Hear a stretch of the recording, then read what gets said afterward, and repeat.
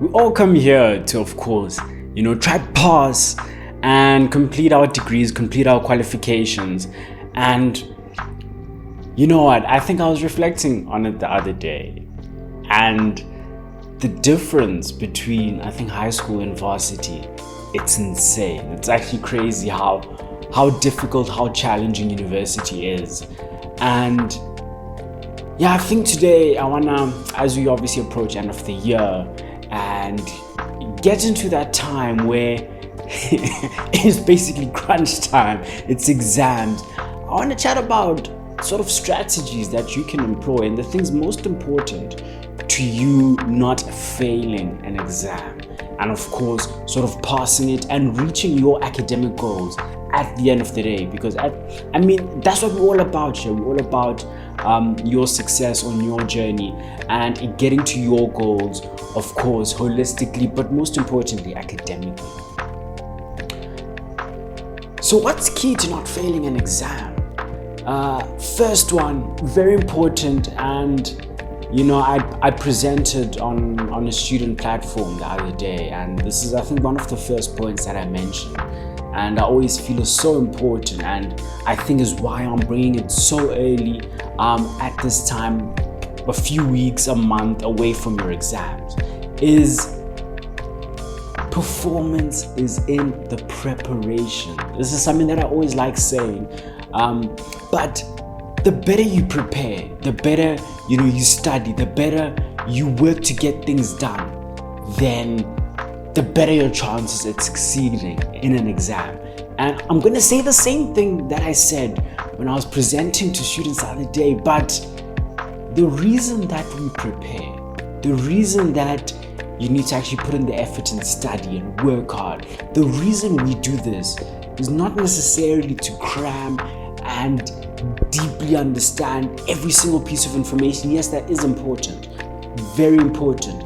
But another key reason why preparation is important is because the more comfortable you are with the work, the more comfortable you are with answering questions, the more comfortable you are in what you're doing, the better you're going to answer those questions in the exam, the better you're going to perform, because your mind reaches essentially a relaxed state with the information that when you're actually in the exam situation, the test situation, when you're writing, when you're getting into it, you're more prepared for that itself. You're more prepared to actually respond and answer to questions. You're more prepared to give your all and to, of course, recollect all the different pieces of information that you've studied. That's why preparation is so important. It's to get you in the best mindset possible for in writing that test, for in writing that exam, and essentially work in delivering you the results that you deeply want. So I must encourage you guys, you know what? It's just a few weeks or a month or a few months, however long you have left until your exams, but sacrifice this time. Sacrifice this time to get the results, to get those objectives. Because remember, always think long term, guys. Think long term. Remember why you're in university. It's to get that degree, to get that great employment, or to start building a great life for yourself. Always have that in mind. And just a few weeks of sacrifice is nothing in comparison to what passing this year could do for you, passing this degree could do for you as well. So just always have that mindset, and please, please, please, guys, prepare. Don't make that mistake. You cannot, and I'll say this now while it's early, you cannot undo months and months of inconsistency in just a week. Or let me rather say, you can't undo weeks and weeks of inconsistency in just a few days before the exam. You can't essentially study hard for 6 days before the exam, then be inconsistent weeks leading up to it and expect a good result. It doesn't work like that. You have to work consistently. You have to start now. You have to start studying, and you have to, sort of give your all at it. Prepare so that when you get in that exam room, you're ready. You're ready to produce the results. So I've expanded on this a bit, but I really just want to get this in now. I want to make sure that you guys are aware of this. And I think the second point that I want to touch on is, and I think I'll speak more about it as we get closer to exams, but there are certain techniques that you need to employ when actually writing an exam. It involves a lot of things, and this is a whole separate video on its own, which I'm going to make, in the coming weeks. But I just want to touch on it now, in that you need clarity and a relaxed state of mind when writing an exam.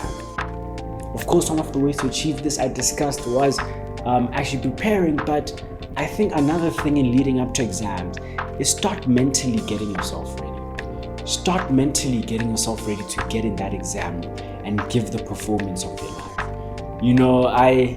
I read quite a bit, and there's this concept that I came across in reading. I think it's my current read now, and it's something that I can recommend. It's called Psycho-Cybernetics.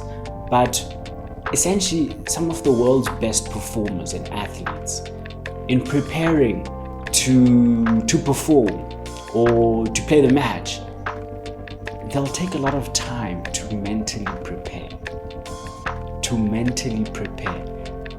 Some are even as extreme as not even partaking in the sport and just sitting, mentally preparing for days leading up to it. That's the strength of getting your mind in the right space. I can't emphasize this enough. You need to mentally prepare yourself in being in that room. Sort of imagine yourself in the exam room, in the test room. Imagine yourself under that time pressure. Imagine the questions they're going to ask. Imagine you answering those questions. Get comfortable with that situation and imagine yourself thriving as well. Don't just imagine yourself writing, but you're thriving. You're doing damn well. Imagine that, picture that, deeply understand that, and believe that.